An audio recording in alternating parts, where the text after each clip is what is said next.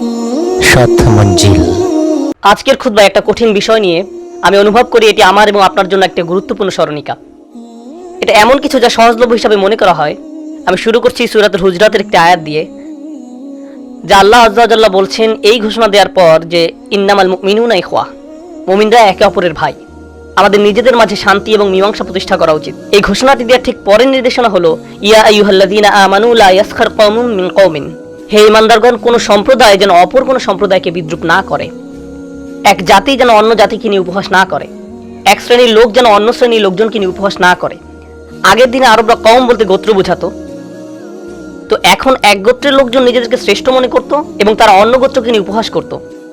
আপনাদের মাঝে যারা পাকিস্তান, বাংলাদেশ বা ইন্ডিয়া থেকে এসেছেন, পাকিস্তানিরা হয়তো বাংলাদেশিদের নিয়ে উপহাস করেন, পাঞ্জাবিরা হয়তো উর্দু ভাষাভাষীদের নিয়ে উপহাস করেন, অথবা মরক্কোর মানুষ হয়তো আলজেরিয়ার মানুষকে নিয়ে ব্যঙ্গ করে। যাই হোক না কেন, এটা আয়াতের একটা অর্থ। আজকের আলোচনার বিষয় কিন্তু এটি নয়। অন্য দলকে নিয়ে ব্যঙ্গ করার অনেকগুলো দিক রয়েছে। প্রথমে আমি সুখরিয়া বা সাখিরা শব্দটির অর্থ ব্যাখ্যা করতে চাই। আজকের আয়াত লা ইয়াসখার কওমুম মিন কওমিন, ব্যঙ্গ করা বা কৌতুক করা বোঝাতে আরবিতে অনেকগুলো শব্দ রয়েছে, কিন্তু এই বিশেষ শব্দটির দুইটি দিক রয়েছে। একটা দিক হলো কোনো কিছু নিয়ে মজা করা। যদি কোনো কিছু মজাদার হয় আপনি সেটা নিয়ে অবশ্যই হাসতে পারেন। কাউকে দেখতে মজার দেখায়, কেউ কোনো মজার আচরণ করে, কেউ হয়তো মজা করে চিৎপটাং হয়ে পড়ে যায়, বা যাই হোক এরকম কিছু একটা, আপনি সেসব বিষয় নিয়ে হাসতে পারেন। কিন্তু এই শব্দটির মাঝে তাসখির অর্থ নিহিত রয়েছে, যা আল্লাহ বর্ণনা করেছেন যখন আমরা কোনো প্রাণীকে আয়ত্তে আনি, অথবা তিনি যেভাবে মেঘমালাকে স্বীয় আয়ত্তে রেখেছেন তা বর্ণনা করতে এই শব্দ ব্যবহার করেন। আমি যা বলতে চাচ্ছি তা হলো, আপনি যখন কাউকে নিয়ে উপহাস করেন তখন ধরে নেন যে তারা আপনার চেয়ে নিচু, হীন, তারা কোনোভাবে আপনার অধনস্থ। ঠিক এরকম মানসিকতা নিয়ে আপনি তার সম্পর্কে চিন্তা করেন, অথবা আপনার আচরণের কারণে সে নিজেকে ছোট মনে করে। এটাও আসলে লা ইয়াসখার কওমুম মিন কওমিন। অন্য কথায় কোরআনে বর্ণিত এই বাক্যাংশটির একটি নিহিতার্থ হলো, বিশ্বাসীরা যেন অন্য কোনো বিশ্বাসীর সাথে এমন কোনো আচরণ না করে যার ফলে তার নিজেদেরকে ছোট মনে হয়। তারা মনে করে তাদের মূল্য অনেক কম, নিজের কাছে নিজেরাই ছোট হয়ে পড়ে, সেই অনুভব। আবার বলছি, এই আচরণ আসতে পারে কোনো গোত্র থেকে, জাতি থেকে, অনেক জায়গা থেকে এটা আসতে পারে। তাই আজকে আমি এরকম একটি জায়গা থেকে আলোকপাত করতে চাই যেখান থেকে মূলত এই ধরনের মানসিকতার উদ্ভব ঘটে। আমি রাসূল সাল্লাল্লাহু আলাইহি ওয়াসাল্লামের একটি হাদিস দিয়ে শুরু করতে চাই। রাসূল সাল্লাল্লাহু আলাইহি ওয়াসাল্লাম বলছেন, মা আকালা আহাদুন তাআমান কত খায়রান মিন আন ইয়াকুলাহু মিন আমালি ইয়াদিহি ওয়া ইন্না নবী দাউদ আলাইহিস সালাম কানা ইয়াকুলু মিন আমালি ইয়াদিহি। নিজ হাতে উপার্জনের খাদ্যের চেয়ে উত্তম খাদ্য কেউ কখনো খায় না। যখন আপনি নিজ হাতে উপার্জন করেন আর সেই উপার্জনের টাকা দিয়ে আপনি খাবার খান, যদি এক কামড় হয়, তা যে কোনো খাবারই হোক না কেন, যদি এক কামড় হয় সেটাই আপনার জীবনের সবচেয়ে সেরা খাবার। তা যে কোনো খাবারই হোক না কেন, সেটা 3 দিনের বাসি পিজা হতে পারে বা বাসি কোনো পটেটো চিপস হোক না কেন, আপনার শুধু ওইটুকুই কেনার সামর্থ্য ছিল, এটা কোনো ব্যাপার না। এখানে গুরুত্বপূর্ণ ব্যাপার হলো সেই এক টুকরা খাবার আপনি নিজ হাতে উপার্জন করেছেন। তাই এটার চেয়ে উত্তম কোনো খাবার আপনার পক্ষে খাওয়া সম্ভব নয়। এই বক্তব্যের সাথে যোগ করে রাসূল সাল্লাল্লাহু আলাইহি ওয়াসাল্লাম আরেকটি উদাহরণ পেশ করেন, আর যে উদাহরণটি তিনি পেশ করেন তা হলো ওয়া ইন্নান নাবিয়াল্লাহি দাউদ আলাইহিস সালাম কানা ইয়াকুলু মিন আমালি ইয়াদিহি। আল্লাহর নবী দাউদ আলাইহিস সালাম নিজ হাতে উপার্জন করে খেতেন। দাউদ আলাইহিস সালাম সম্পর্কে আমরা সবাই জানি তিনি ছিলেন মানব ইতিহাসের অন্যতম একজন সেরা শাসক। আল্লাহ নিজেই বলছেন, ইয়া দাউদা ইন্না জাআলনাকা খলিফাতান ফিল আরদ, ইয়া দাউদা ইন্না জাআলনাকা খলিফাতান ফিল আরদ, হে দাউদ আমি তোমাকে পৃথিবীতে প্রতিনিধি করেছি। ইহুদিদের ইতিহাস থেকে আমরা জানতে পারি তার সাম্রাজ্য এত বড় ছিল যে তখনকার জানা দুনিয়ায় এমন কোনো জায়গা ছিল না যা তার সাম্রাজ্যের অন্তর্ভুক্ত ছিল না। আপনি এভাবে মনে করতে পারেন যে মানব জাতির ইতিহাসে অন্যতম মহান একজন শাসক ছিলেন দাউদ আলাইহিস সালাম। আল্লাহর একজন বিশেষ নবী ছিলেন তিনি। বস্তুত যখন আদম আলাইহিস সালামের সম্মুখে তার সকল সন্তানকে উপস্থাপন করা হয়, তখন দাউদ আলাইহিস সালামের প্রতি তার দৃষ্টি পতিত হয়। তিনি দাউদ আলাইহিস সালাম সম্পর্কে জিজ্ঞাসা করেন। আল্লাহর একজন বিশেষ নবী ছিলেন তিনি। এই মহান শাসক বা সম্রাট সম্পর্কে নবী সাল্লাল্লাহু আলাইহি ওয়াসাল্লাম আমাদের কি বলেন? তিনি বলেন, আল্লাহর নবী দাউদ আলাইহিস সালাম নিজ হাতে উপার্জন করে খেতেন। কুরআনে দাউদ আলাইহিস সালাম সম্পর্কে কি বলা হয়েছে? তার সরকারের ব্যাপকতা সম্পর্কে বর্ণনা করার পরিবর্তে তিনি কিভাবে তার সেনাবাহিনী নিয়ন্ত্রণ করতেন, কতগুলো যুদ্ধে তিনি অংশগ্রহণ করেছেন ইত্যাদি বর্ণনা করার পরিবর্তে কুরআন কি বলে, একটি বর্ণনা আপনাদের সাথে শেয়ার করছি। ওয়ালাকাদ আতাইনা দাউদা মিন্না ফাদলা, আমি দাউদের প্রতি অনুগ্রহ করেছিলাম। কিছু কিছু অনন্য সাধারণ বিষয় শুধু তার প্রতি অলৌকিক ছিল। উদাহরণস্বরূপ, ইয়া জিবালু আউবি মাআহু, হে পর্বতমালা তোমরা দাউদের সাথে আমার পবিত্রতা ঘোষণা করো। ওয়াত-তাইর, এবং হে পাখি সকল তোমরাও। ওয়া আলান্না লাহুল হাদিদ আনি'মাল সাবিগাতিন আকাদ্দির ফি সিদ, আমি তার জন্য লৌহকে নরম করে দিয়েছিলাম। অন্য কথায় তিনি শিখেছিলেন যে কিভাবে লোহাকে গলাতে হয় এবং সেটাকে বিভিন্ন আকৃতি দিতে হয়। তারপর আল্লাহ সরাসরি তাকে নির্দেশ দান করেন, প্রশস্ত বর্ম তৈরি করো, কড়াসমূহ যথাযথভাবে সংযুক্ত করো। অন্য কথায় আল্লাহ তাকে লোহা দিয়ে কাজ করার ইঞ্জিনিয়ারিং শিক্ষা দিয়েছিলেন। এখন দাউদ আলাইহিস সালাম সম্পর্কে এই সমস্ত বিষয়গুলো নিয়ে একসাথে চিন্তা করি। দাউদ আলাইহিস সালাম সম্পর্কে যদি এই সমস্ত বিষয়গুলো নিয়ে একসাথে চিন্তা করি, তার কাজের কাঁচামাল সংগ্রহের জন্য তিনি পাহাড়ে যেতেন, তখন তিনি দেখতেন পাখিরা তার সাথে সাথে আল্লাহর গুণকীর্তন করছে। তারপর তিনি সেই কাঁচামালগুলো নিয়ে আসতেন, তিনি সেগুলো নিয়ে কাজ শুরু করতেন, সেই লোহাগুলো পোড়াতেন, গলাতেন একজন লোহা মিস্ত্রির মতো। আজকের দিনে এই কাজগুলো আপনারা হয়তো নিম্নমানের কাজ মনে করেন। যারা লোহা নিয়ে কাজ করছে, পোড়াচ্ছে, গলাচ্ছে, বাজে গন্ধ ছড়াচ্ছে, মানুষ তাদের নিকট যেতে চায় না। তাদের গোটা শরীরে লোহা থেকে ছড়ানো কালি এবং বালুতে ভরা থাকে। এই কাজটাই সারাদিন ধরে তারা করে। এটা এমন কাজ নয় যে আপনি 5-10 মিনিট করলেন তারপর শেষ। আপনি সমস্ত দিন এই কাজ করেই কাটিয়ে দেন, ক্লান্ত হয়ে পড়েন। এটা শারীরিক পরিশ্রমের কাজ, নীল পোশাকের মানুষদের কাজ, ফ্যাক্টরিতে কাজ করার মতো। এটা এমন কাজ নয় যে আপনি 5-10 মিনিট করলেন তারপর শেষ। আর দাউদ আলাইহিস সালাম এই কাজটিই করতেন। এই উদাহরণটি রাসূল সাল্লাল্লাহু আলাইহি ওয়াসাল্লাম আমাদেরকে প্রদান করেন। আর ঠিক এই উদাহরণটি বর্ণনা করার শুরুতে আল্লাহ বলেন, দাউদ আলাইহিস সালামকে একটি বিশেষ অনুগ্রহ প্রদান করা হয়েছে, তিনি তাকে এভাবে কাজ করা শিখিয়েছেন। এখন আমি যে বিষয়টা বলতে চাচ্ছি তা হলো, আল্লাহর নিকট থেকে এই উদাহরণটি পেশ করার মাধ্যমে আল্লাহ রাসূল সাল্লাল্লাহু আলাইহি ওয়াসাল্লাম পৃথিবীর সকল কাজকে সম্মান প্রদর্শন করেছেন। যখন আপনি একটা ট্যাক্সি চালাচ্ছেন, যখন আপনি একটা ক্যাশ রেজিস্টারের সামনে দাঁড়িয়ে থাকেন, যখন আপনি পিৎজা ডেলিভারি দিচ্ছেন, যখন আপনি কোনো এয়ারপোর্টে পরিষ্কারের কাজ করেন এবং বাথরুম পরিষ্কার করছেন, যখন আপনি সিকিউরিটি গার্ডের চাকরি করছেন, আর যখন কেউ জিজ্ঞেস করে আপনি কি চাকরি করেন, তখন আপনি লজ্জিত হয়ে পড়েন যে কি জবাব দিবেন। আপনি হয়তো তখন ভাবেন, ও তার তো একটা ডিগ্রি আছে, সে অ্যাকাউন্টেন্ট, তার একটা অফিস আছে, অমুক লোক প্রোগ্রামার, অমুক লোক ডাক্তার, অমুক লোক ইঞ্জিনিয়ার, আর আমি তো মাত্র একজন ট্যাক্সি চালক, আমি তো মাত্র একটা মুদির দোকানে কাজ করি, আমি তো শুধু ট্রাক চালাই। আপনি অনুভব করেন যে আমার তো দাম কম, কারণ আমি এই ধরনের কাজ করি। আল্লাহ সুবহানাহু ওয়া তাআলা সব ধরনের হালাল কাজকে সম্মানিত করেছেন। আর রাসূল সাল্লাল্লাহু আলাইহি ওয়াসাল্লাম বলেন, নিজ হাতে উপার্জিত খাদ্যের চেয়ে উত্তম কোনো খাদ্য কখনোই কেউ খায় না। এভাবেই আল্লাহ সব কাজকে মর্যাদাবান করেছেন। এবং তিনি একজন নবী দাউদ আলাইহিস সালামের উদাহরণ পেশ করেন, যিনি শারীরিক পরিশ্রমের কাজ করতেন। রাসূল সাল্লাল্লাহু আলাইহি ওয়াসাল্লামের আরেকটি হাদিস শুনুন। এই হাদিসটি শুনে আমি খুবই অনুপ্রাণিত হয়েছি। إما إنه كان إن كان يسعى على والديه أو أحدهما فهو في سبيل الله। যদি কেউ তার পিতামাতা উভয়ের বা একজনের ভরণ পোষণের জন্য প্রচেষ্টা চালায়, তবে সে আল্লাহর পথে। আপনার পিতামাতা বৃদ্ধ হয়ে পড়েছেন, কোনো কিছু উপার্জন করা তাদের পক্ষে আর সম্ভব নয়, আর তাই আপনাকে অতিরিক্ত কাজ করতে হয়। আপনার নিয়মিত চাকরি হয়তো আপনার নিজের ভরণ পোষণের জন্য যথেষ্ট, কিন্তু পিতামাতার জন্য আপনাকে এখন অতিরিক্ত কাজ করতে হয়। তারা অসুস্থ এবং বৃদ্ধ হয়ে পড়েছেন। তো কেউ যখন এরকম পিতামাতা উভয়ের জন্য বা একজনের জন্য ভরণ পোষণের প্রচেষ্টা চালায়, তবে সে অবস্থাকে রাসূল সাল্লাল্লাহু আলাইহি ওয়াসাল্লাম কি বলেন? ফাহুয়া ফি সাবিলিল্লাহ, তবে সে আল্লাহর পথে আছে। সে লোক আল্লাহর পথে প্রচেষ্টা চালাচ্ছে, আল্লাহর নিকট তা সম্ভ্রান্ত কাজ। এই মানুষটা হয়তো খারাপ লাগতে পারে এই ভেবে যে আমি অনেক বেশি বার মসজিদে আসতে চাই, কিন্তু আসতে পারি না, বেশি কোরআন তেলাওয়াত করতে সময় পাই না। আগে আমি জ্ঞান অর্জনের জন্য কত সময় ব্যয় করতাম, আর এখন আমি সব সময় কাজ করি, কারণ আমাকে আমার পরিবারের ব্যয় বহন করতে হয়। আমার মনে হচ্ছে আমি দুনিয়াকে সকল সময় দিয়ে দিচ্ছি। আগে আমি আল্লাহর দ্বীনের জন্য কত সময় ব্যয় করতাম। এই পরিস্থিতিতে রাসূল সাল্লাল্লাহু আলাইহি ওয়াসাল্লাম আপনাকে বলেন, এটাও আল্লাহর পথে। তারপর এমন নিরুপায় মানুষও আছে, তারা এত পরিশ্রম করে যে তারা যে কাজই পায় তাই করে, কিন্তু তারপরেও কোনো রকমের সংসার চালায়। তারা কোনো মতে নিজেদের খরচ বহন করে, দিনে আনে দিনে খায়। তাদের সম্পর্কে রাসূল সাল্লাল্লাহু আলাইহি ওয়াসাল্লাম কি বলেন? আর যদি সে শুধু নিজের জন্য প্রচেষ্টা চালায়, সেটাও আল্লাহর জন্য, সেটাও সম্মানিত। এটাই আমাদের ধর্মের সৌন্দর্য। আল্লাহ মানুষকে সম্মানিত করেন, আমরা তাদের দিকে নিচু দৃষ্টিতে তাকাই। তারা নিজেদেরকে ছোট মনে করে। শুরু করেছিলাম লা ইয়াসখার কওমুম মিন কওমিন দিয়ে। আপনার আচরণ দ্বারা কাউকে ছোট করবেন না, এক গ্রুপকে অন্য গ্রুপের তুলনায় ছোট করবেন না। ধরুন আপনারা কয়েকজন বন্ধু একত্রে থাকেন, সবাই কলেজ পাশ করেছেন, কিন্তু একজন পাশ করতে পারেনি। তার অর্থনৈতিক সমস্যা আছে, তার বাবা ব্যবসায় লস করেছে, তাই তাকে স্কুল ত্যাগ করে একটা গ্যাস স্টেশনে চাকরি নিতে হয়েছে। এখন আপনারা সবাই চাকরি করেন, একত্রে ঘুরেন, আর সেই বন্ধুর দিকে নিচু দৃষ্টিতে তাকান, তাকে মনে করিয়ে দেন যে সে কিভাবে স্কুল পরিত্যাগ করলো। এটাই লা ইয়াসখার কওমুম মিন কওম। তার গ্যাস স্টেশনে দাঁড়িয়ে থাকা, গ্যাস পাম্প করা আল্লাহর নিকট মর্যাদাবান এবং সম্মানিত। এর মাধ্যমে আল্লাহ তাকে সম্মানিত করেছেন। আল্লাহর এই আয়াতটি মনে রেখে উপার্জন বিষয়ে আমরা একে অন্যকে ছোট চোখে দেখি না। জানেন আল্লাহ কিভাবে অর্থ উপার্জনের বিষয়টা কোরআনে উল্লেখ করেছেন? যে কাজই আপনি করেন না কেন, সেটা ব্যবসা হোক, অফিসে কাজ করেন, হসপিটালে চাকরি করেন, বা শারীরিক পরিশ্রমের কাজ যেটাই হোক, সব ধরনের হালাল কাজের একটাই নাম আছে।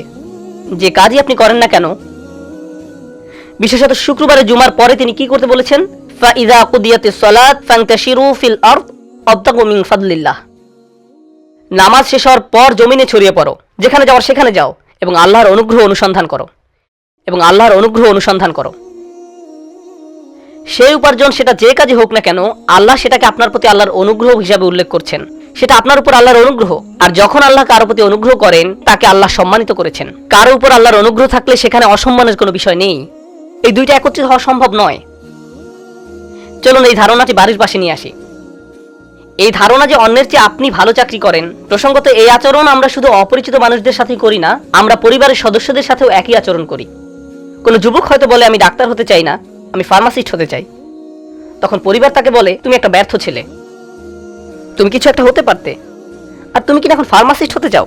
হ্যাঁ, এই কাজে বেশি সময় ব্যয় করতে হবে না, এর পাশাপাশি আমি জীবনে বিভিন্ন ধরনের কাজ করতে পারবো, আমি জানি না আমি আরো 5-6 বছর পড়ালেখা চালিয়ে যেতে পারবো কিনা, ইত্যাদি ইত্যাদি। তাই আমি সিদ্ধান্ত নিয়েছি আমি ফার্মাসিস্ট হতে চাই। এর চেয়ে আরো খারাপ ব্যবহার হলো কোনো কোনো বাবা মায়ের জন্য এটা আত্মহত্যা করার মতো। তার কোনো সন্তান নার্স হতে চায়, ইন্না লিল্লাহি ওয়া ইন্না ইলাইহি রাজিউন।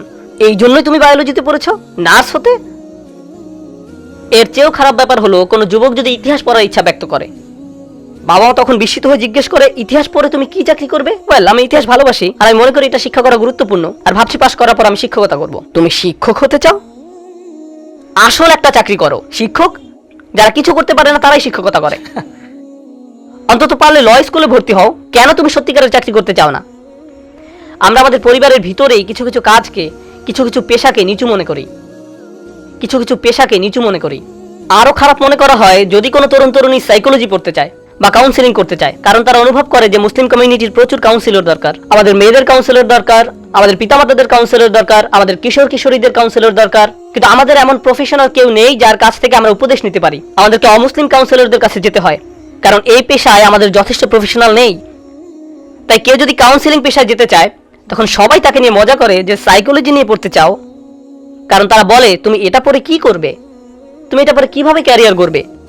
আল্লাহ যে কাজে কাউকে দক্ষতা দিয়েছেন সেটা নিয়ে ব্যঙ্গ করা, যে কাজ করার জন্য আল্লাহ তাদেরকে অনুপ্রেরণা দিচ্ছেন। আমি বলছি না যে আপনারা উন্নত মানের ক্যারিয়ারের জন্য প্রচেষ্টা করবেন না, কিন্তু মানুষকে তাদের কাজের, চাকরির জন্য ছোট মনে করবেন না। আজকের দর্শকদের মধ্যে অনেক যুবক আছে যারা কলেজের পড়ালেখায় খুবই দুর্বল, তারা পারে না। আপনি যতই তাদের পড়ালেখা করতে বলেন তারা পারে না। তারা হয়তো গাড়ি ঠিক করার কাজে খুবই দক্ষ, তারা মনে হয় যেন জন্মগতভাবেই মেকানিক, সে হয়তো গোটা জাতির মধ্যে শ্রেষ্ঠ মেকানিক হতে পারে। আমি তার সাথে এমন আচরণ করি না যার ফলে সে নিজের সম্পর্কে খুবই মন্দ ধারণা পোষণ করে। সে চেষ্টা করেছে কিন্তু পারেনি, কিন্তু যখন সে ওই কাজে মনোনিবেশ করলো, খুবই দক্ষতা দেখাতে পারলো, এখন সে নিজের নামে 3-4টা গ্যারেজ চালায়, তারপর সে হয়তো ভার্সিটি থেকে পাশ করা কাউকে অ্যাকাউন্টেন্ট হিসেবে চাকরি দেয়। এটাই ঘটছে। এরকম প্রচুর উদাহরণ রয়েছে। সবাইকে একই পথে চলতে হবে না। আমরা মনে করি সমাজ আমাদের জন্য যে পথগুলো নির্ধারণ করে দিয়েছে সম্মান পাওয়ার জন্য সেগুলোই একমাত্র পথ। সবাইকে একই পথে চলতে হবে না।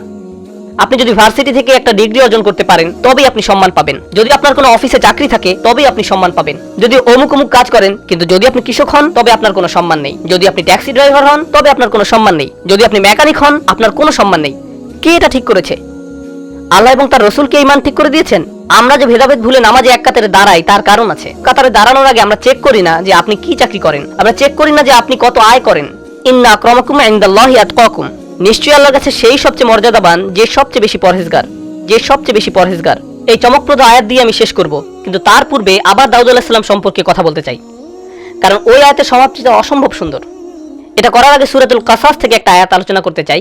আল্লাহ বলেন, تلك الدار الآخرة نجعلها للذين لا يريدون علوا في الأرض ولا فسادا।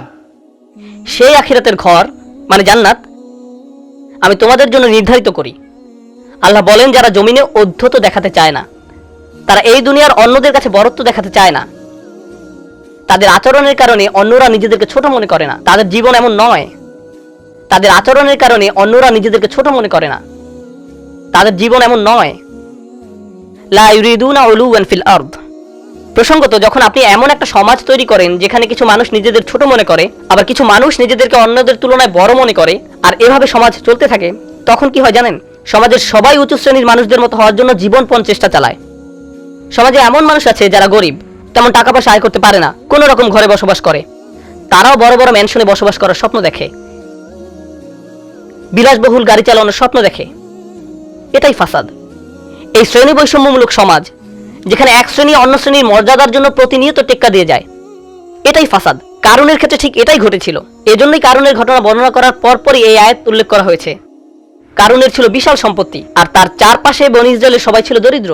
তারা বলতো, ইয়া লাইতা লানা মিসলা মা উতিয়া কারুন, কারুন যা পেয়েছে আমাদের যদি তাই দেয়া হতো আমরা কতই ভালো থাকতাম। ইস, আমার যদি কারুনের মতো সম্পত্তি থাকতো কত চমৎকার হতো, আমার যদি তার মতো সম্পত্তি থাকতো। এর মূলটা দুর্নীতিগ্রস্ত, এটা অন্তরের বিকৃতি। এই আকাঙ্ক্ষা যে কোনো উপায়ে মানুষকে টাকা উপার্জন করতে বাধ্য করে। তখন তারা আর হালাল হারামের তোয়াক্কা করে না। যদি এখান থেকে ভালো কামানো যায় আমি করব, যতক্ষণ এখান থেকে ভালো পয়সা আসে আমি করব। আপনার হাত দিয়ে হালাল এবং বৈধ আয় করার যে বিধান আছে, আপনার জীবনে তার আর কোনো অস্তিত্ব থাকে না। উপসংহারে এসে আমি আয়াতের শেষ অংশ নিয়ে কথা বলতে চাই, যে আয়াতে আল্লাহ দাউদ আলাইহিস সালামকে লোহা নিয়ে কাজ করতে বলেছেন এবং বলছেন কড়াসমূহ যথাযথভাবে সংযুক্ত করো। এই আয়াতে আল্লাহ আযজা ওয়া জাল্লা সুনির্দিষ্ট কিছু বিষয় তুলে ধরেছেন। এটা তিনি নাও বলতে পারতেন, আল্লাহ দাউদ আলাইহিস সালামকে শুধু লোহা নিয়ে কাজ করতে বলতে পারতেন, কিন্তু তিনি আরো বলেন অকদ্দির ফি সিদ, কড়াসমূহ সঠিকভাবে সংযুক্ত করো। যখন কোনো কাজ করবে তা নিখুঁতভাবে করো, যখন কোনো কাজ করবে তা নিখুঁতভাবে করো, এটাই তিনি তাকে বললেন। প্রসঙ্গত এটা শুধু দাউদ আলাইহিস সালাম সম্পর্কে নয়, আয়াতটি শেষ হয়েছে এই কথা বলে ইয়ালামু সালিহান ইন্নী বিমা তা'মালুনা বাসীর, আর তোমরা সবাই সৎকর্ম করো, তোমরা যা কিছু করো নিশ্চয়ই আমি তার সম্যক দ্রষ্টা। দাউদ আলাইহিস সালাম সম্পর্কে আলোচনার মাঝখানে আল্লাহ রূপান্তর করেছেন, যাকে ইলতিফাত বলা হয়।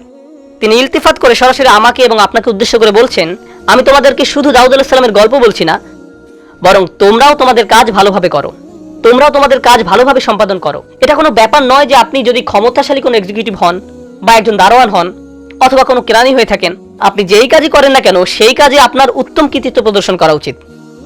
আপনি যে বেতন পেয়ে থাকেন তা যেন আপনার কাজের কারণেই পান, আপনি যেন কাজের মাঝে ঘুমিয়ে না থাকেন, আপনার কাজের মাঝে ইহসান থাকা উচিত। এমন অনেক মানুষ আছে যারা তাদের চাকরিকে পছন্দ করে না, তারা তাদের চাকরি ঘৃণা করে, একমাত্র বেতনের জন্য তারা চাকরি চালিয়ে যাচ্ছে। এটাই একমাত্র কারণ, পোস্ট অফিসের লোকদের তুচ্ছ করার জন্য নয়। অনেক কেমন দেখা যায়, যেমন ডিপার্টমেন্ট অফ মোটর ভেহিকেল, এখানে গেলে দেখা যায় লোকটা আরাম করে বসে আছে, আপনাকে কোনো সাহায্য করতে চায় না, সে বারবার ঘড়ির দিকে তাকায় কখন লাঞ্চের সময় হবে। বেশি মানুষ আসতে দেখলে সে বিরক্ত হয়ে পড়ে, বড় বড় নিঃশ্বাস ছাড়ে, 56। তারা আপনাকে দেখে খুবই হতাশ হয়ে পড়ে। আপনি যে চাকরি করেন না কেন, যে চাকরি করেন না কেন, আপনাকে অনুভব করতে হবে যে এখানে আপনার ইহসান প্রদর্শন করা উচিত, সর্বোচ্চ দক্ষতা দেখানো উচিত, সর্বোচ্চ দক্ষতা দেখানো উচিত, কারণ এটি আল্লাহর পক্ষ থেকে আপনার প্রতি একটা অনুগ্রহ। যদি এই চাকরি না থাকতো আপনাকে মানুষের কাছে হাত পাততে হতো, আপনাকে মানুষের কাছ থেকে টাকা ধার নিতে হতো, বিদ্যুৎ বিল দেওয়ার জন্য, মুদি দোকানের বিল পরিশোধ করার জন্য, আপনার বাচ্চাদের খাবার কিনে দেওয়ার জন্য। আমরা কখনোই এমন পরিস্থিতিতে পড়তে চাই না যেখানে অন্যের কাছে হাত পাততে হয়। ইজ্জুর রাজুল ইস্তিগনাউহু আনিন নাস, স্বনির্ভরতা মানুষকে মর্যাদা এনে দেয়। আমি যে স্বনির্ভর, নিজের গাড়ি চালাই, নিজের বাসায় থাকতে পারি, নিজেই নিজের জামা কাপড় কিনতে পারি, নিজের খাবার কিনতে পারি, এগুলো আমার আত্মসম্মানের অংশ। কারো কাছে চাওয়া, হাত পাতা অপমানকর, লজ্জাজনক। তাই আপনার যে চাকরি থাকুক না কেন, আপনার চাকরি নিয়ে অভিযোগ থাকতে পারে, তাতে সমস্যা নেই, কিন্তু আপনি যে চাকরি করি না কেন তা আসলে আমাদের প্রতি আল্লাহর একটা অনুগ্রহ। এর মাধ্যমে তিনি আমাদের এবং আমাদের পরিবারকে রিজিক প্রদান করেন। যেহেতু এটি আল্লাহর একটি অনুগ্রহ, আমাদেরকে এর প্রতি যত্নবান হতে হবে। এর মাধ্যমে তিনি আমাদের এবং আমাদের পরিবারকে রিজিক প্রদান করেন। আমাদের কাজগুলো ঠিকভাবে করতে হবে। চাকরি করার সময় ঘুমাতে পারি না, ম্যানেজার সবসময় দেখছে না বলে ফাঁকি দিতে পারি না, কেউ চেক করছে না বলে আপনি মন মতো যখন তখন যা খুশি করতে পারেন না। এর মাধ্যমে তিনি আমাদের এবং আমাদের পরিবারকে রিজিক প্রদান করেন। আল্লাহ আপনাকে দেখছেন, আপনি তার নিকট এই কাজের জন্য ঋণী, তাই ইহসান প্রদর্শন করুন। আল্লাহ আমাদের বলেন আউফু বিল উকুদ, তোমরা তোমাদের ওয়াদাগুলি পূর্ণ করো। যখন আপনার সাথে কোনো চুক্তি করা হয়, প্রত্যাশা করা হয়, তখন আপনার সামর্থ্য অনুযায়ী সেই প্রত্যাশা পূর্ণ করা উচিত। ও আমালু সালিহান, আর তোমরা সৎকর্ম করো। আমাদের শুধু হালালভাবে কাজ করলেই হবে না, আমাদের কাজটাও যেন বৈধ কাজ হয়। আমাদের নিশ্চিত করতে হবে যে আমরা যে চাকরি করি তার মাধ্যমে পৃথিবীতে যেন ভালো কিছুর আবাদ হয়। আমরা দুর্নীতিগ্রস্ত কোনো ইন্ডাস্ট্রির অংশ হতে পারি না, আমরা এমন কোনো কর্পোরেশনের অংশ হতে পারি না যা পৃথিবীতে নোংরামি আর নষ্টামির বিকাশ ঘটায়। প্রতিষ্ঠানটি কিসের অংশ তার দিকে লক্ষ্যপাত না করে শুধু নিজের টাকা উপার্জন নিয়ে চিন্তিত থাকতে পারি না। এই জন্য আপনি কোনো বিয়ার উৎপাদনকারী প্রতিষ্ঠানে চাকরি নিতে পারেন না, অথবা অস্ত্র নির্মাণকারী কোনো শিল্পে। এই মানুষগুলো পৃথিবীতে ভয়ঙ্কর অনিষ্টের জন্ম দেয়, তারা ব্যাপক মৃত্যু আর ধ্বংসযজ্ঞ ঘটায়। আমাদেরকে নৈতিকভাবেও সচেতন থাকতে হবে যে আমরা যে কাজ করি তা যেন পৃথিবীতে ভালো কিছু আনে, উত্তম কোনো উদ্দেশ্য সাধন করে। তাই আমাদের চাকরির জায়গা নিয়ে এবং যে ক্ষেত্রে আমরা অবদান রাখছি তা নিয়ে সচেতন থাকা উচিত। তারপর আল্লাহ বলেন ইন্নী বিমা তা'মালুনা বাসীর, তোমরা যা করো আমি তার প্রত্যক্ষদর্শী। আপনার বস হয়তো দেখছে না, কেউ দেখছে না, কিন্তু নিশ্চিতভাবে আল্লাহ দেখছেন। আল্লাহ আমাদেরকে আমাদের কাজের বিষয়ে সচেতন করে তুলুন। আল্লাহ আমাদের সবাইকে হালাল উপার্জনের সামর্থ্য দান করুন এবং আমাদের উপার্জন যেন আমরা সর্বোত্তম উপায়ে ব্যয় করতে পারি। আল্লাহ আমাদের প্রতি এবং আমাদের পরিবারের প্রতি তার ফাদল যেন অব্যাহত রাখেন। আল্লাহ আমাদেরকে এই দুনিয়া এবং পরকালে যেন সর্বোত্তম রিজিক দান করেন। বারাকাল্লাহু লি ওয়া লাকুম। আসসালামু আলাইকুম। ভিডিওটি ভালো লাগলে লাইক ও সাবস্ক্রাইব করে পাশে থাকবেন। ধন্যবাদ।